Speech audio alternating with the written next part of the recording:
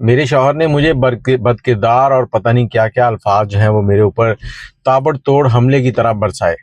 ऐसे लग रहा था जैसे कोई तीरों की बारिश हो रही है और मुझे जगह नहीं मिल रही थी कि मैं ज़मीन में धंस जाऊं। अस्सलाम वालेकुम, कैसे हैं आप लोग। मैं हूं आपके साथ अदनान और आज मैं आपसे एक नौजवान लड़की की कहानी शेयर करने जा रहा हूं। वो बहुत से सवाल पूछ रही है। कहानी सुनने के बाद आपने जवाब ज़रूर देना है कि गलती किसकी थी, कौन दुरुस्त था कौन गलत था। एक मिडिल क्लास फैमिली जिसमें माँ जो है वो पढ़ी लिखी है, मैट्रिक किया हुआ है, बाप जो है वो थोड़ी जमातें पढ़ा हुआ है, मजदूरी करता है। दो बेटियां हैं और बड़ी बहन जो है वो यूनिवर्सिटी जाती है, छोटी बहन जो है वो मैट्रिक में है और दोनों बड़ी अच्छी जिंदगी चल रही है। अब इनके यहाँ एक रिवाज था कि इनकी शादियां जो है ना, लड़कियों की खानदान के अंदर ही होती। लड़कियों की शादी जो है वो खानदान से बाहर नहीं करते थे। और जो बड़ी बहन यूनिवर्सिटी जाती है उसकी मंगनी जो है उसके ताया के बेटे के साथ की हुई थी। और यहाँ पर यह भी था कि लड़का चाहे बड़ा हो या लड़की बड़ी हो, शादी खानदान के अंदर ही होनी है। अब ये यूनिवर्सिटी जाती थी, एक दिन घर में बैठे हुए हैं और छोटी बहन जो है वो कहती है कि कमरे से ना अम्मी की और आपी की ना बोलने की आवाज़ें आ रही हैं। आपी कुछ बोल रही हैं, अम्मी कुछ बोल रही हैं और मुझे समझ नहीं आ रही थी। जब मैंने कान लगा के 2-3 मिनट सुना तो मुझे समझ आई कि आपी जो है ना वो यूनिवर्सिटी में किसी लड़के को पसंद करती हैं और अम्मी कहती हैं कि तुम्हारी शादी तुम्हारे ताया के बेटे से ही होगी। अब दोनों के दरमियान बहस चल रही है। 6-7 दिन इसी तरह से चलता रहा और 7वें दिन जाकर ये बात जो है अब्बा जी को पता चली। अब्बा जी को पता चली, अब्बू और ताया जी घर पे थे। दोनों ने आपी जो है उसको पकड़कर खूब मारा। मारने के बाद शाम हुई, सब अपने अपने कमरों में चले गए और मैं इंतजार करती रही कि कब सारे सोएं और उसके बाद मैं आपी के पास जाऊं। सब सो गए, तकरीबन कोई 1 बजे का टाइम था। मैं उठी और खामोशी से आपी के पास गई हूँ। जब मैंने देखा कोई आपी जो है रोए जा रही थी, मैं उनके कमरे में दाखिल हुई। उन्होंने मेरी तरफ देखा, आंसू आंखों से गिर रहे हैं और आपी परेशान और मुझे कहती तुम क्यों जाग रही, जाओ सो जाओ जाके। मैं आगे बढ़ी, उनके पास जाकर बैठ गई और उनसे पूछने लगी आपी हुआ क्या है, आपी क्या मसला है, मुझे बताओ। आपी ने कहा तुम्हें समझ नहीं आएगी। जब मैंने इसरार किया तो आपी ने मुझे सारी मामला जो है वो बताया कि इस तरह से लड़का है यूनिवर्सिटी में, मैं उसे पसंद करती हूँ, अमीर है, खानदानी है, गाड़ियाँ सब कुछ है, मुझे पसंद करता है और इज्जतदार है, शरीफ लड़का है, कोई उसमें ऐब नहीं है। तो मैंने सारी बात सुनने के बाद आपी से कहा कि आपी आप वो करें जो आपका दिल करता है। आपका दिल उसके साथ शादी करने को करता है तो आप उसी के साथ करें। मतलब जवानी में जो इंसान जैसे खून जोश मारता है उसी हिसाब से वो मेरे जज्बाती से बयान थे।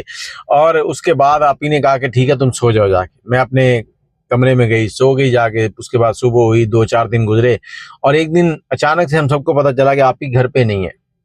जब मालूमात करनी चाहिए तो पता चला आपी जो है वो घर से भाग गई है उस लड़के के साथ। अब घर वालों ने उस लड़के को और आपी को ढूंढना शुरू किया। वो लड़का पैसे वाला था, थोड़ा रोब वाला था और इधर उधर वाकफियत ज्यादा थी। अब वो आपी को ले गया, उसने निकाह कर लिया। निकाह करने के बाद वो कहीं साइड पे निकल गया था और कुछ वक्त के बाद इन्होंने आपी ने आके अदालत में बयान दे दिया था कि मैंने अपनी मर्जी से निकाह किया। मेरे घर वाले जो हैं वो थक हार के घर बैठ गए थे। लेकिन घर में जब आपी भाग गई थी तो घर में ऐसे कोहराम मचे जैसे घर में कोई फौतगी हो गई है, कोई मर गया है। इस तरह मेरे सारे रिश्तेदार, ताए चाचे फूफियां आके वैन डाल रही थी और आपी को कोस रही थी कि हमारी इज्जत उसने खाक में मिला दी। अब ये मामला चल रहे हैं। इसके बाद सब भूल गए। तो 1 साल गुजरा, मेरी तालीम मुकम्मल हुई और मैं शहर में नर्सिंग करने लगी। नर्सिंग शोबे से, डॉक्टरी शोबे से मुंसलिक होगी, नर्सिंग का कोर्स करने लगी। अब मैं नर्सिंग का कोर्स कर रही हूँ और वहाँ पर हॉस्पिटल में रहती थी।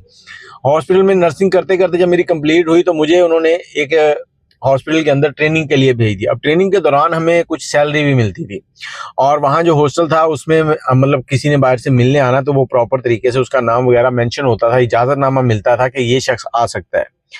एक दिन मैं अपने वार्ड में थी तो एक बुजुर्ग आते हैं, कोई 70 साल के करीब उनकी उम्र थी और उनके साथ उनका एक पोता था जिसका नाम प्रिंस था।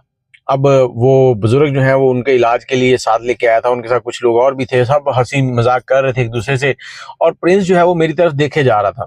मुझे भी वो एक लम्हे के लिए एकदम से अच्छा लगा, मैं भी उसको देख रही थी।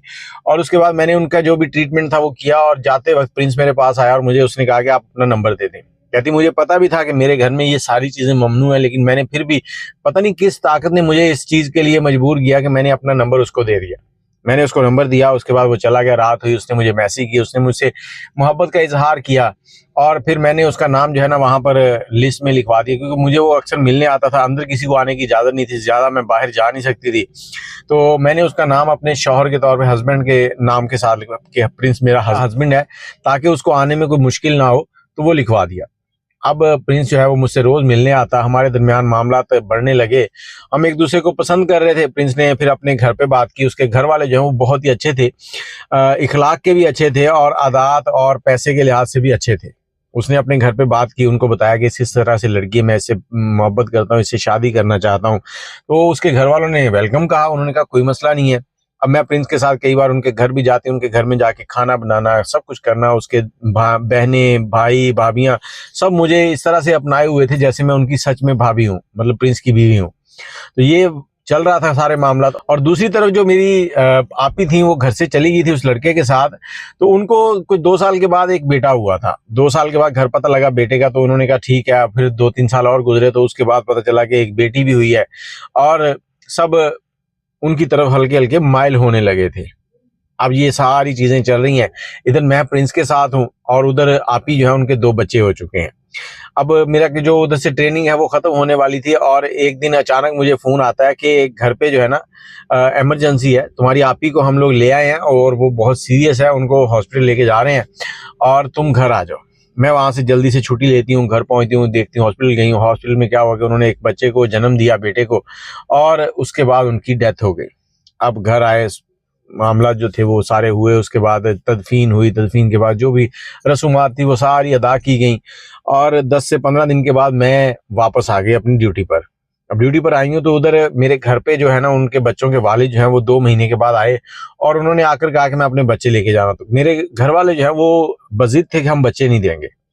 अब ये इनके दरमियान एक अलग से बहस छिड़ गई और वो जो मेरी आपी के शौहर थे उनके साथ ज्यादा मामला तो नहीं थे, अगर मामला सेट होने लगे तो आपी की डेथ हो गई तो ये लोग उसको बच्चे नहीं देना चाह रहे थे, कहते हमारी बेटी के बच्चे हैं तो हम इसको नहीं देंगे।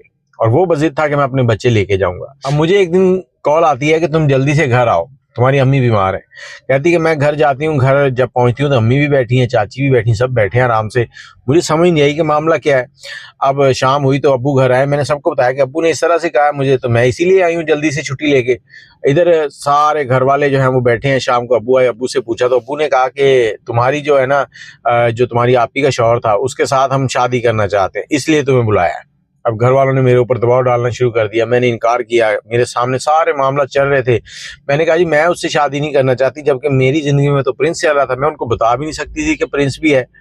अब सब ने जिद की, 3-4 दिन गुजरे तो उसके बाद मैंने कहा कि जान छुड़ाओ इनसे, और कहीं किसी ना किसी तरीके हाँ कर दी। मैंने कहा ठीक है लेकिन अभी नहीं, अभी मैं अपनी तालीम जो मेरे प्रैक्टिस चल रही है वो मुकम्मल करूंगी, उसके बाद शादी होगी। कहती उसके बाद इन्होंने कहा कि चलो ठीक है बाकी के मामला बाद में से ही तुम्हारा निकाह कर देते हैं। मेरा इन्होंने निकाह कर दिया। निकाह के बाद जो मेरी आपी के शौहर थे वो आए, अब वो मेरे शौहर बन चुके थे और उन्होंने मुझे अपने साथ लिया। एक किस्म की रुखसती थी उसमें, मुझे लेके वो लाहौर गए। लाहौर पर दाता साहब उन्होंने कुछ बकरे वगैरह ज़िबा करवाए और उसके बाद कुछ खैरात की और शाम को हम लोग वापस आ गए। मतलब सुबह 10-11 बजे हम लोग निकले और रात को 11 बजे हम हमारे ही घर आ गए। मतलब हमारे दरमियान कोई भी मियाँ बीवी वाले जो हकूक होते हैं वो अदा नहीं हुए। उसके बाद 8-10 दिन मैं घर पे रही हूँ बच्चों के साथ और घर वालों के साथ, ताकि इनको कोई शक ना हो। और उसके बाद मैं चली गई अपनी ड्यूटी पर। घर वालों को मैंने कहा था कि कुछ एग्जाम होने हैं, उसके बाद फिर मुझे प्रमोशन मिल जाएगी और उसके बाद फिर रुखसती करेंगे। अब मैं वहां चली गई हूँ। 3-4 दिन मैं प्रिंस से नहीं मिली क्योंकि मैं परेशान थी बहुत ज्यादा कि मेरे साथ एक ऐसा मामला हो चुका था जो मैं प्रिंस को कैसे बताऊं। हिम्मत की, 4 दिन के बाद मैंने प्रिंस से मुलाकात की। मुलाकात करके मैंने प्रिंस को सारी बातें बताई। अब मैंने उसको कहा कि मैं इस शख्स से खुला लेना चाहती हूँ। प्रिंस ने मुझे कहा कि तुम मुझे बताती, पुलिस को बुला लेती, क्यों तुमने निकाह किया। वो कहती मैं ऐसी जगह फंसी हुई थी, वहां पे मैं कुछ भी नहीं कर सकती थी। मेरे सामने मेरे बाप ने अपनी पगड़ी उतार के मेरे पाँव में रख दी थी कि बेटा हमारी इज्जत है, इसको इसकी लाज रख ले। मैं इमोशनली वहां पे ब्लैकमेल हुई हूँ। और इधर प्रिंस जो है वो गुस्से में आया। प्रिंस ने पहले तो गुस्सा दिखाया, फिर चला गया और उसके बाद कहती है मैं उसके घर गई, उसके नाना को, उसके घर वालों को, सबको बताया कि मेरे साथ ये मसला हुआ है। तो उन्होंने प्रिंस को समझाया कि ये वाकई ऐसे हो सकता है, कोई मसला नहीं है, तो अब आगे हल यही है कि खुला हो जाएगा, उसके बाद तुम शादी कर लेना। तो इन्होंने मिल के खुला के लिए नोटिस जारी करवाया। अब जो इसका शौहर था उसको नोटिस पहुंचा, उधर से इसके घर वाले। अब ये हॉस्टल में रहती थी, हॉस्टल में कोई भी आ नहीं सकता था अंदर सिवाय प्रिंस के, क्योंकि उसका नाम लिखा हुआ था और जिससे ये मुलाकात चाहती वही अंदर आ सकता था। अब मामला बिगड़ते गए, उधर से पेशियां होने लगी और दूसरी तीसरी पेशी पे जब फैसला होना था, आखिरी पेशी पे उधर प्रिंस और जो इसका शौहर था जिससे निकाह हुआ था उसके दरमियान 1-2 बार हाथापाई भी हुई, 1-2 FIR और हो गई। जब आखिरी खुला का फैसला हुआ तो प्रिंस की और उसके शौहर की मुलाकात हुई। उसके बाद ये गाड़ी में बैठी है, प्रिंस गाड़ी चला रहा है और उसका बिहेवियर बड़ा बदल गया। जब इसने उससे पूछा कि क्या मसला हुआ, उसने कहा कि तुम्हारी रुखसती भी हुई थी। इसने कहा रुखसती हुई थी, बस इतनी हुई थी कि यहाँ से लाहौर गए, लाहौर से वापस आ गए बस। वो कहता नहीं, मुझे तुम्हारे शौहर ने बताया कि हम 15 दिन इकट्ठे रहे, जो तुम वहाँ गाँव में रही तुम इकट्ठे रहे हो, तुमने सारे मजे किए और उसके बाद अब मेरे पास आ गई हो, तुमने मुझसे झूठ क्यों बोला। अब लड़की ने उसको बहुत समझाने की कोशिश की, प्रिंस साहब जो मान ही नहीं रहे। बीच रास्ते में गाड़ी रोकी, लड़की को उतारा और चला गया। अब ये रोती रोती अपने हॉस्टल पहुंची है, वहां बड़ी परेशान है, उधर से खुला हो चुकी है, घर जा नहीं सकती। घर वालों ने कह दिया था कि आज के बाद तुम हमारे लिए मर गई, हम तुम्हारे लिए मर गए, तुमने हमारी इज्जत मिट्टी में मिला दी है। और इधर जो प्रिंस है वो भी छोड़ के चला गया। परेशान रही, प्रिंस ने अपना नंबर बंद कर दिया और प्रिंस ने जाने के बाद कुछ ऐसे मैसेजेस किए थे जो इतने वाहियात थे जिनको पढ़ने के बाद इंसान की रूह तक कांप जाए, क्योंकि इसके ऊपर उसने इल्जाम ही ऐसे लगाए थे। अब कहती कि मैं प्रिंस की वजह से परेशान, अपनी तलाक हो चुकी है, घर वालों की वजह से परेशान, और मेरा दिल कर रहा था कि मैं कहीं मर जाऊं, लेकिन फिर भी मैं हौस हिम्मत करके आगे बढ़ी और मैंने प्रिंस से किसी न किसी तरीके रब्ता किया, उसको समझाने की कोशिश की, वो नहीं समझा। मैं उसके घर गई, उसके वालिदैन को बताया, उनको उसके नाना को बताया, उन्होंने कहा जी हम प्रिंस से बात करेंगे, लेकिन बेटा हम तुम्हें प्रिंस की वजह से जानते हैं, अगर प्रिंस तुम्हारे साथ राजी है तो हमें कोई इतराज़ नहीं है। अब कहती कि वो सारे मामला हुए, उसके बाद कुछ भी नहीं बना, प्रिंस ने मुझे छोड़ दिया। और वहां से मैंने क्या किया कि अपना जो मुझे प्रमोशन मिल गई थी और मैं वहां से अपनी नौकरी को आगे लेते हुए कराची चली गई। 6 साल तक मैं वहां रही, मैंने किसी से कोई राब्ता नहीं किया। अपना मैंने एक गाड़ी ले ली थी और अपने काम करना, वहां पर 6 साल मैंने काम किया, किसी से राब्ता नहीं है। मैंने एक गाड़ी रखी हुई थी, एक फ्लैट लिया हुआ था किराए पे, वहां पर मैं रहती थी और अपने काम पे जाना, काम से वापस आया ना, और शादी की ख्वाहिश दोबारा कभी हुई नहीं। इधर मेरी एक फ्रेंड थी जिसका 6 साल के बाद मुझे मैसेज आता है, और मैंने जब उससे राब्ता किया, उसने कहा जी मेरी एक सहेली है, उसके भाई हैं और उनको मतलब तलाक हो गई है, उनकी बीवी जो है वो मामला तो उनके खराब हुए, उन्होंने यही कहा कि उसके चाल चलन अच्छे नहीं थे और मैंने उसे तलाक दे दिया। इसने कहा कि चलो वो तो ठीक है, लेकिन आपने मेरे बारे में उसे बताया? उसने कहा हाँ मैं सब कुछ बता दिया। इसने कहा फिर भी मैं शायद शादी ना कर सकूं, कुछ वक्त मुझे चाहिए, टाइम चाहिए, टाइम। उसके बाद इसने सोचा, सोचने के बाद इसने कहीं ना कहीं से यही ज़हन में आया, क्योंकि इसकी फ्रेंड उसको रोज समझाती थी कि इतनी लंबी जिंदगी है, ये आसानी से नहीं गुजरती, तुम्हें शादी कर लेनी चाहिए, तुम्हें बच्चे, तुम्हारा शौहर हो, तुम्हारे लिए आखिरत का आखिरी टाइम का सहारा बनना चाहिए। तो कहती आखिरकार उसने मुझे कायल कर लिया, मैंने हाँ कर दी। फिर मैं वापस आई हूँ यहाँ पर, उस शख्स से मुलाकात हुई, बहुत अच्छा था, इखलाक का भी और वैसे भी। तो हम दोनों में बातचीत हुई, उसके बाद हमारा निकाह हो गया। निकाह हो गया, हम इकट्ठे रहने लगे और उस घर के अंदर बड़ी मेरी इज्जत थी, वो भी मेरी रिस्पेक्ट करते थे। बड़ा घर था, बंगला था, गाड़ियाँ थी, सब कुछ था, बिजनेसमैन थे। कहती कि कुछ वक्त गुजरा तो उनके मोबाइल पर कुछ मैसेजेस आए हुए थे, उनको मैंने पढ़ा तो वो 2 लड़कियों के मैसेजेस थे। जब मैंने उनसे पूछा तो उन्होंने कहा जी ये मेरी बेटियां हैं। तो मैंने कहा कि आपने मुझे बताया ही नहीं कि आपकी बेटियां भी थी। कहता है मैं क्या, बस ये चीज़ मैंने तुमसे छुपाई थी कि शायद तुम्हें अच्छी ना लगे। कहती मुझे भी इससे कोई गर्ज नहीं थी, कोई बुरा नहीं लगा, क्योंकि उस घर में मुझे इज्जत मिली हुई थी। कोई उन बच्चियों को मैंने अपने साथ ही रख लिया और वो बच्चियां बड़ी हो चुकी थी, वो इसके साथ रहती थी, उनको साथ माँ बाप वाला सारी मामला जो थे वो चल रहे थे। और कहती कि मैं भी प्रेग्नेंट हो गई और अल्लाह ने मुझे बेटा दे दिया और ज़िंदगी चल रही थी। बेटा मेरा 5 साल का हो गया और 5 साल का होने के बाद जब मैं उसे स्कूल एडमिट करवाने गई तो स्कूल से एडमिशन फॉर्म फिल करने के बाद जब मैं बाहर निकल रही हूँ तो मेरा शौहर जो है वो बाहर गाड़ी में बैठा था और मैं गाड़ी के पास पहुंची हूँ तो मेरी एक फ्रेंड जो नर्सिंग स्टाफ जहाँ मैं हॉस्टल में रहती थी वहाँ पे थी, वो भागती हुई आई मेरे पास, मुझे हाथ हिलाया, मैं उससे मिली हूँ और उससे मैंने कहा ये देखो मेरे शौहर से मिलो। अब शौहर से जैसे ही मैंने कहा मिलो, उसने मुझे कहा तुम्हारा शौहर तो प्रिंस नहीं था। इतनी बात उसने की तो इसने कहा प्रिंस। अब उसने कहा वो कॉलेज में इस तरह से वो गोलमोल बात हुई। अब इसके शौहर के दिमाग में ना शक पड़ गया, इसने उस लड़की से कहा चलें ठीक है आप चलें, फिर मुलाकात होगी, उसको रुखसत किया। अब इसने गाड़ी में बैठ के अपने शौहर को सारी बात समझानी चाहिए, लेकिन एक लम्हे में उस शख्स का जो है ना लहजा बदल गया। उसने इसको गालियां देनी शुरू कर दी, बुरा भला कहना शुरू कर दिया, इसके कैरेक्टर के ऊपर उंगली उठानी शुरू कर दी और बड़ी बातें सुनाई और आखिरकार इसको तलाक दे दी। अब तलाक दे दी तो कहती कि मेरा बेटा जो है वो मेरे साथ है और मैंने उस बेटे को लेके दोबारा से अपनी वो नर्सिंग वाली जो जॉब है वो शुरू कर दी, क्योंकि ये शादी जब मैंने की थी तो वो उन्होंने शर्त रखी थी कि आपको नौकरी जो है वो छोड़नी होगी। अब मैं कहती कि अकेली रहती हूँ, बेटा मेरे साथ होता है, कुछ वक्त मेरे साथ रहा, उसके बाद उसका बाप जो है उसको भी मुझसे ले गया और अब मैं अकेली रह गई। माँ बाप के पास जाना चाहती थी लेकिन माँ बाप ने कभी मुझे एक्सेप्ट ही नहीं किया। ये कहती कि मेरी ज़िंदगी की कहानी है कि मैं अब क्या करूं। मैं एक ऐसी जगह खड़ी हूं जहां मैं चाहती हूं कि मैं मर जाऊं। मेरे लिए मरना आसान है इस ज़िंदगी को गुजारने से, क्योंकि मैं जहां भी जिसको भी मैंने अपना सहारा समझा है उसने मेरा एतबार नहीं किया।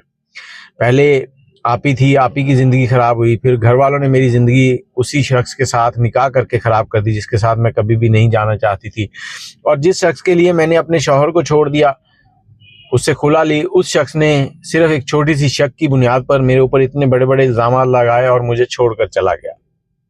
और फिर एक ऐसा शख्स जिससे मेरा निकाह हुआ, और उस शख्स ने भी कुछ ऐसा ही किया कि एक छोटी सी बात जिस पर मेरी कहती कि प्रिंस के साथ कोई ऐसे मामलात नहीं थे, जस्ट लाइक करना और इस तरह से था। मैंने अपने शौहर को हर तरह से यकीन दिलाना चाहा कि मेरा उससे कोई लिंक नहीं था, कोई ऐसे मामलात नहीं थे जिनकी बिना पर तुम कह सको कि मैं गलत हूँ। मैं हर तरह की सफाई दे सकती हूँ, लेकिन उसने मेरा यकीन नहीं किया। अब मैं क्या करूँ? बाकी आपके पास अगर कोई कहानी है जो किसी को सुनाना चाहें और आप चाहते हैं कि वो मैं बयान करूं, तो आप मुझसे रब्ता कर सकते हैं। नंबर है 032520 629। इस पर व्हाट्सएप करके अपनी कहानी हमसे शेयर कर सकते हैं। और वालिदैन को मैं यही कहना चाहूँगा कि बच्चों के साथ एक अच्छे तरीके से रहें, ताकि बच्चे आपसे अपनी बातें, अपनी ख्वाहिशात से ज़ाहिर कर सकें, आपसे शेयर कर सकें, और आप भी बच्चों की बात मानें। ये जो ख़ानदान में रिश्ते या इस तरह से बच्चों के ऊपर पगड़ी रखना और उनको मजबूर करना, ये बातें अच्छी नहीं होती। बच्चे मजबूर होकर काम तो कर लेते हैं, लेकिन बच्चों की ज़िंदगी जो है वो ख़राब हो जाती है। तो हमें याद रखिएगा। अल्लाह हाफिज़।